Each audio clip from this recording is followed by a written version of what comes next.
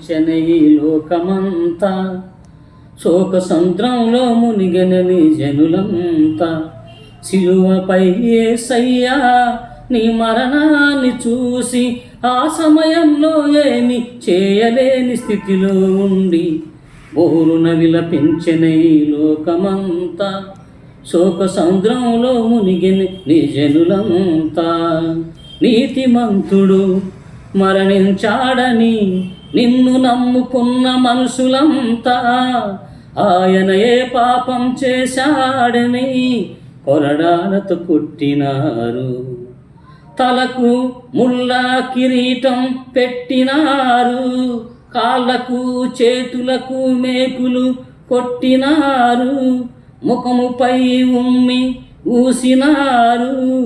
ఆయనే పాపం చేశాడని ఈ శాపం పొందినాడు. మనం చేసిన పాపానిక తనకు సిలువ శిక్ష, మనం చేసిన శాపానిక తనకు మరణ శిక్ష. బోరున విలపించెనే ఈ లోకమంతా శోక సముద్రంలో మునిగెనే నీ జనులంతా. తల్లడిల్లిపోయనే తల్లి ప్రాణము, కన్న బిడ్డ కళ్ళ ముందు ఇక లేడని తెలిసి కన్న కలలు ఏమైపోయనని కళ్ళార్పకుండా కొడుకును చూస్తూనే ఉండిపోయనే పేగుబంధము. కళ్ళార్పకుండా కొడుకును చూస్తూనే ఉండిపోయనే రక్త సంబంధము. కళ్ళ ముందు ఇంత ఘోరమని, కళ్ళ ముందు ఇంతటి పాపమని బోరున విలపించెనే ఈ లోకమంతా శోక సముద్రంలో మునిగెనే నీ జనులంతా.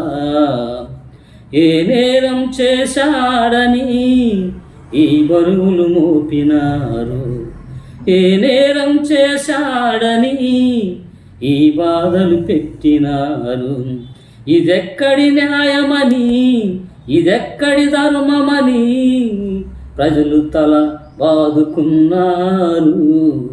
చనిపోతానని ఎవరికి వారు పరుగులు తీశారు.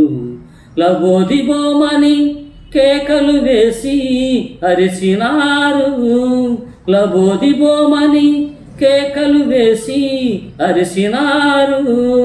నెత్తి నోరు కొట్టుకున్నారు, ఇక దిక్కే లేదని ఏడ్చారు. ఎక్కడి నుండి తీసుకురామని ఇక లేడని, ఇప్పుడు మనలో జీవిస్తాడని, ఇంకా ఎవరు ఆదుకుంటారని నిన్నే నమ్ముకున్నామని, నీవు లేకుంటే బ్రతుకే లేదని ఎవరితో చెప్పుకోము మా బాధలని, ఇంకెవరితో చెప్పుకోము మా వేదనని.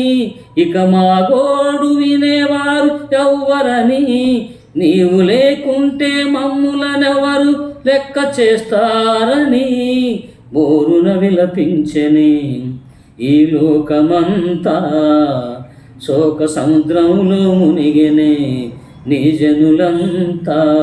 సిలువపై యేసయ్యా నీ మరణాన్ని చూసి ఆ సమయంలో ఏమీ చేయలేని స్థితిలో ఉండి, ఆ సమయంలో ఏమీ చేయలేని స్థితిలో ఉండి బోరున విలపించెనే ఈ లోకమంతా.